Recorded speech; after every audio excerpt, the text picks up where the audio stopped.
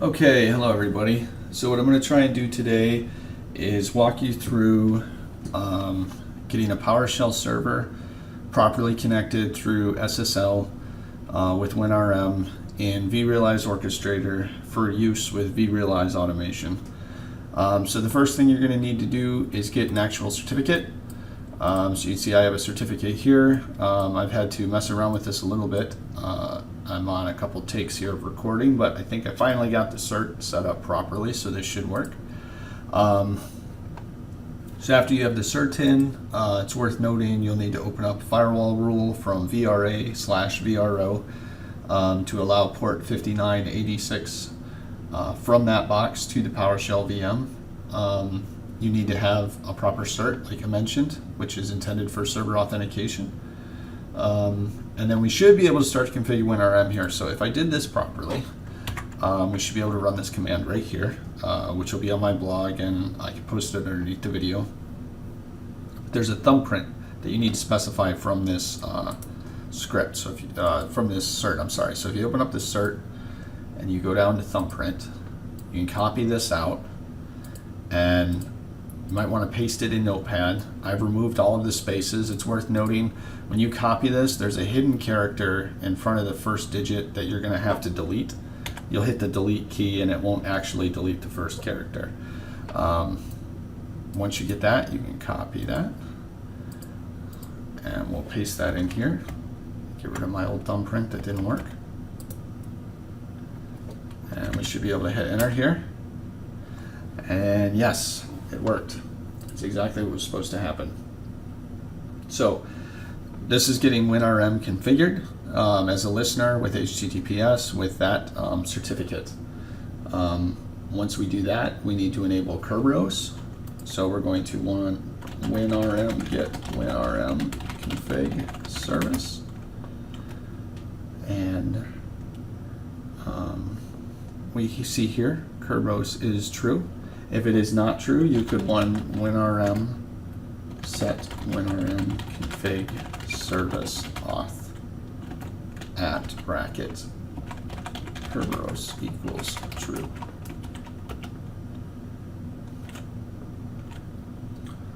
Then you need to enable Kerberos.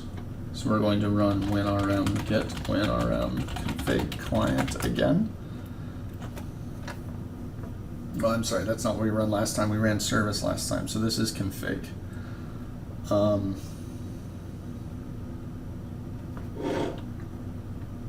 So if Kerberos authentication was not enabled, you could run WinRM set WinRM config client auth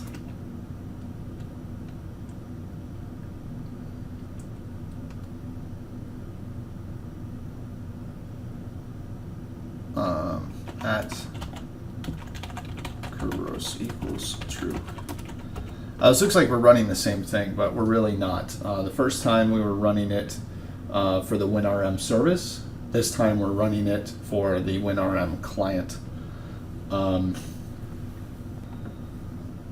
Okay, I'm back. So the next thing you want to do is verify that all of the configuration we just set up is actually working. So preferably get on another box. So as you can see now, I'm on my Enterprise CA box. And you're going to want to run this command here.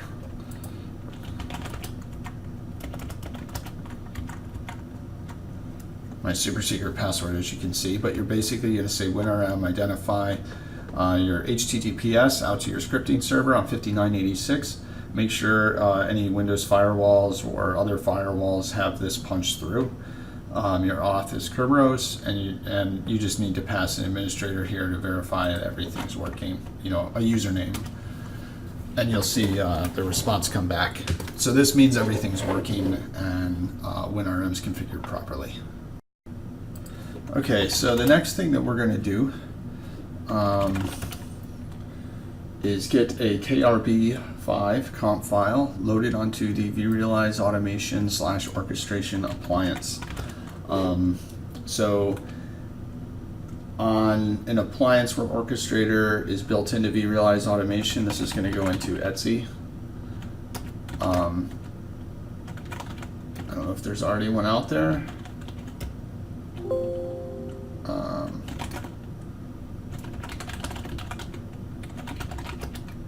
There already is one out there. All right, so we should be able to just go ahead and edit the file that already exists, and we're going to need to change some things in here.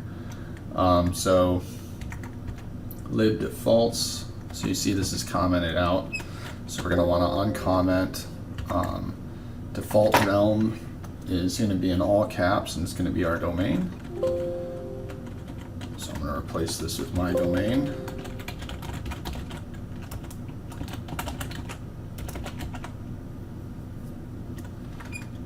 Okay. Then we're also going to add in here UDP preference limit equals 1.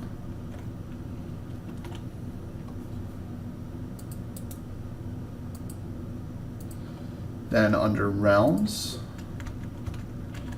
we're going to uncomment this stuff out.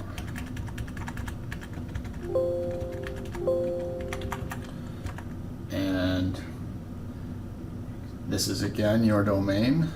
So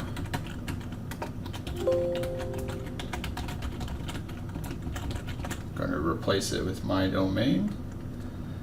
KDC. So I'm going to point to one of my domain controllers.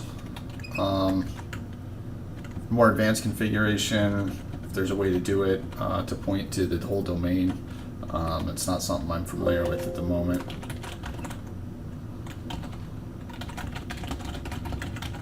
So I'm going to point it to one of my domain controllers.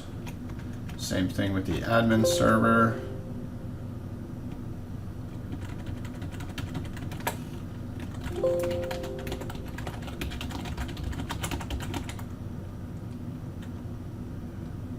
And then I'm also going to add default domain. This one can be lowercase. Okay, then we're going to add a whole nother section here.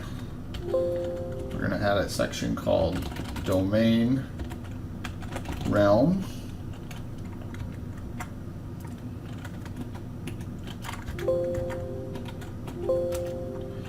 And under domain realm, we're going to create dot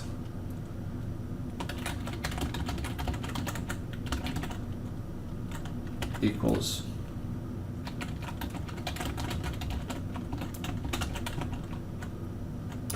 and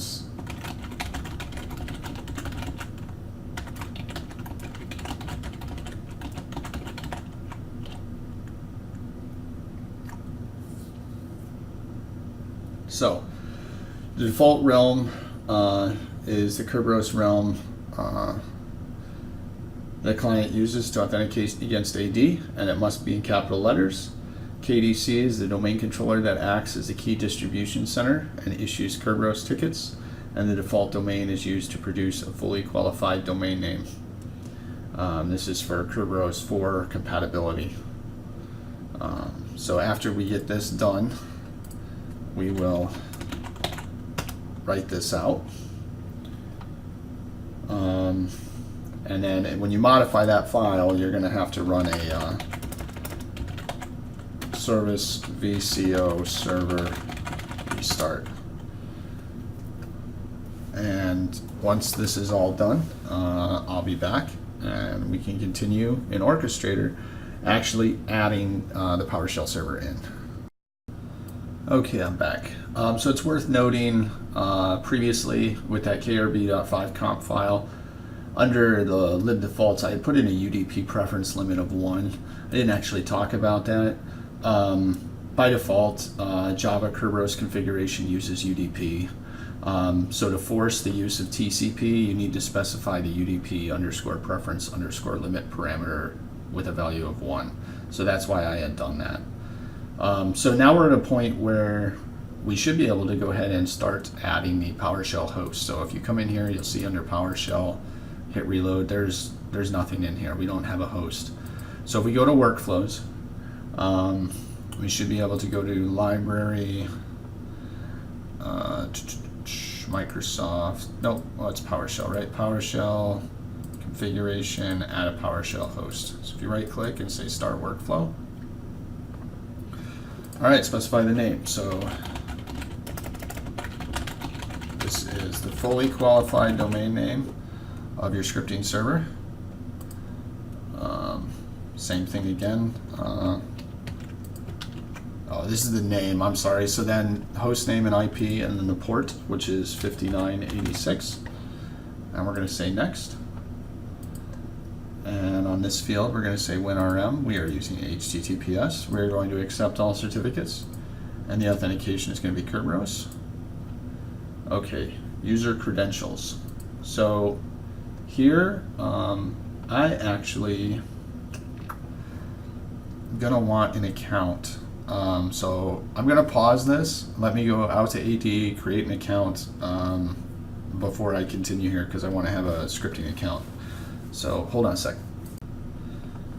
Okay, so I'm back. I have an account now, although I actually did have an account, but I don't know what its password is. So let me just reset it real quick.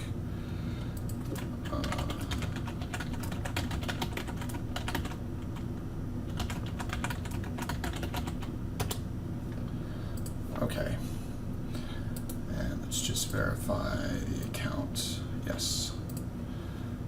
Okay, so in here, you want shared session. Your username is going to be that service account.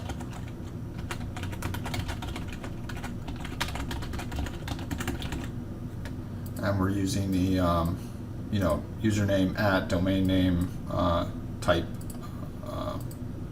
username here instead of like AD \. We're actually using the username at domain, and then your password.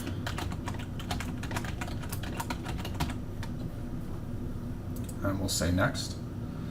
And then we want this to be UTF-8, and we're going to hit submit. And with any luck, we should see everything come through.